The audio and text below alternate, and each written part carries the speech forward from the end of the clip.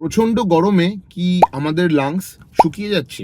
Exactly কি সিনারিওটা হয় যখন টেম্পারেচার 40 ডিগ্রি সেন্টিগ্রেড বা তার কাছাকাছি পৌঁছে যায়, যখন দেখা যায় বাইরে একটা হিট ওয়েভ চলছে, যখন বাতাস প্রচণ্ড শুষ্ক, ঠিক সেই সময় আমাদের লাংসের মধ্যেকার যে প্রোটেক্টিভ মিউকাস লাইনিংটা আছে ওটা কিন্তু অ্যাকচুয়ালি হার্ড হয়ে যায়।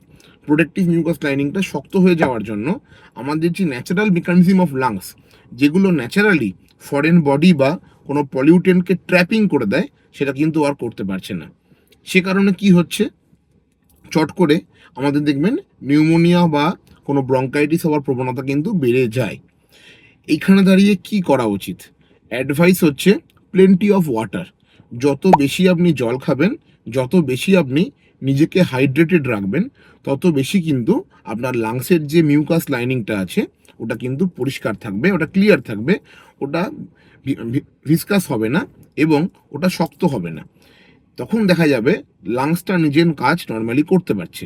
এটা ছাড়াও আরেকটা জিনিস যেটা আমাদের খুব কমনলি আমরা ভুল করি, সেটা হলো হয়তো বাইরে 40 ডিগ্রি সেন্টিগ্রেড, আপনি হঠাৎ করে এন্ট্রি নিলেন দরজা খুলে 22 ডিগ্রি সেন্টিগ্রেড এসিতে।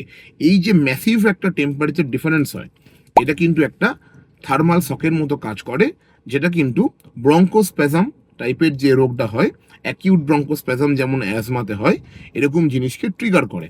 তাই জন্য আপনাদের সবাইকে আমি অ্যাডভাইস করব, হঠাৎ করে টেম্পারেচারটা এতটা ম্যাসিভলি ফ্লাকচুয়েট করতে দেবেন না। বডিকে অ্যাডজাস্ট করতে দেবেন আগে নর্মাল ঠান্ডাতে, তারপরে কিন্তু যেন টেম্পারেচার ড্রপটা আপনার বডিকে এক্সপিরিয়েন্স করতে দেবেন। তাহলে কিন্তু লাংসের এই যে ম্যাসিভ ব্রঙ্কোস্প্যাজম, যেটা অ্যাসমা বা সিওপিডিকে ফ্লেয়ার আপ ট্রিগার করে দেয়, সেটা কিন্তু হবে না। ধন্যবাদ।